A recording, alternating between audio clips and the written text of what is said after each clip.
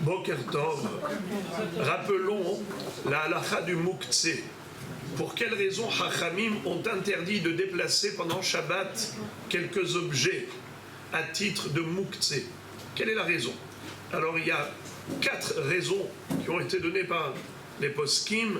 Premièrement, c'est que si la personne se met à ranger chez lui à la maison toutes sortes d'objets, parce que le Shabbat il n'a rien à faire, et il se dit bon, aujourd'hui je n'ai pas le droit d'aller au travail, mais au moins je vais travailler à la maison.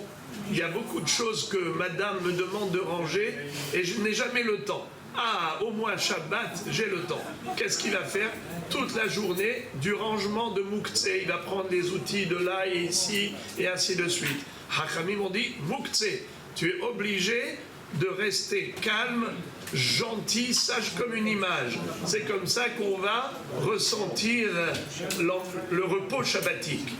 Également, c'est que si jamais on avait le droit de déplacer des outils de travail, on aurait pu facilement oublier que c'est Shabbat et faire des travaux interdits pendant Shabbat. Par exemple, il a le marteau et le tournevis en main, eh bien, il va faire toutes sortes de bricolages et des travaux interdits. À ce titre, Chachamim ont mis une barrière de sécurité. Troisième raison, c'est parce que beaucoup de gens sont à la retraite. Je ne sais pas si vous connaissez ce mot. Alors, ces gens-là qui ne travaillent pas, de toutes les façons, toute la semaine, ils ne travaillent pas. Alors, en quoi le Shabbat est-il différent pour eux par rapport à toute la semaine? Alors, Chachamim, pour marquer une distinction entre le Shabbat et la semaine, alors ils ont dit qu'on n'a même pas le droit de déplacer tous les objets qu'on appelle Moukhtse, pour bien montrer que Shabbat c'est un jour kadosh, un jour qui est différent de tous les autres, même si pendant toute la semaine on ne travaille pas spécialement. Enfin, quatrième et dernière raison, c'est que Chachamim ont eu peur qu'on fasse sortir des objets du domaine privé au domaine public. Car vous le savez, Shabbat, on n'a pas le droit de faire la melacha de Hotza'a. En Israël, il y a des gens qui ne savent même pas qu'est-ce que ça veut dire. Parce qu'il y a des villes dans lesquelles il y a le Hérouv, alors ils ont le droit de transporter Shabbat dans la rue, et donc tous les Shabbatot on transporte normalement. Alors, ils ne connaissent même pas la Melacha de Hotza'a. Ceux qui vivent en Chutz La'aretz, au contraire, il n'y a pas de Hérouv.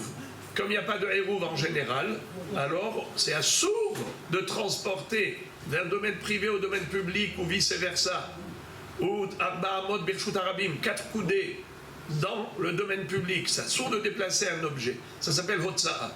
Étant donné que la Melacha de Hotza'a, c'est quelque chose de facile à faire, parce que tout le temps on est en train de porter quelque chose, alors Chachamim ont dit, même à la maison, tu n'as pas le droit de déplacer certains objets.